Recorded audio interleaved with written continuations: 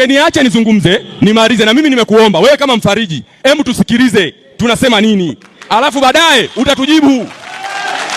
Zetu wa damu, watu tuna machungu, na ninataka niwaambie viongozi wangu, hasa mkuu wa wilaya, unayo nafasi kubwa sana uko mbele. Jaribuni kumshauri rais kile kitu ambacho watu wanakisema, na msiogopeshe watu wasiache kuzungumza. Hamtaweza kutibu hili tatizo. Tatizo hili acheni watu wafunguke, wazungumze kile kitu ambacho wamekiona.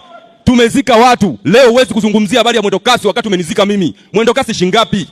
Watu tuna uwezo wa kuchangia, tumetoa bei, tumetoa sisi wenyewe kodi zetu, lakini kwa sababu watu hawajasikilizwa ndio maana tumefikia huko. Tutafute resource. Kwa nini watu wamefikia huku? Tunao vijana wengi wamegraduate vyuo, wako humu ndani, hawana kazi za kufanya. Serikali hajiulizi kwa nini hawa watu wanafanya kazi gani?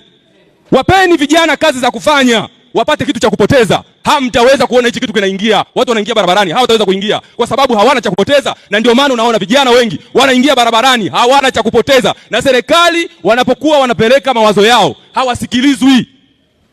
Watu tumezungumza sana kuhusu uchaguzi. Uchaguzi kwanza, tumeanza na uchaguzi wa serikali za mitaa. Watu wamesema tumekuwa tukifanya uchaguzi ambao sio wa haki. Serikali ikasema tutarekebisha, ikarekebisha baadhi ya vipengele, lakini vipengele vingi ikaviacha. Tukasema tuingie kwenye uchaguzi, lakini watu walichokiona kipindi hicho cha uchaguzi wa serikali za mitaa hakikuwa sawa na matarajio waliokuwa wanatarajia. Unategemea hichi kitu kweli tutafika kwa mtakabari huu?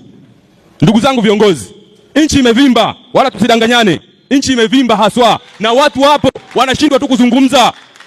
Watu wanashindwa kuzungumza, wanaogopa. Lakini kingine, mkuu wa wilaya, ni kuombe kitu. Wewe ni mfariji hapo ulipo, usitake kuzungumza kwa tempa, zungumza kwa utaratibu, pokea maoni ya watu, uwasikilize watu wanasema nini, alafu kisha umshauri Mheshimiwa Rais ajue namna ya kufanya.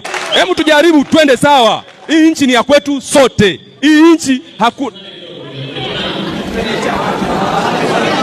Naomba kwanza mkuu wa wilaya usinitoe kwenye utaratibu wangu. Ni sahihi, lakini bado sija present hoja yangu. Naomba unisikilize tena unilinde, kwa sababu wewe ni mlinzi wa watu.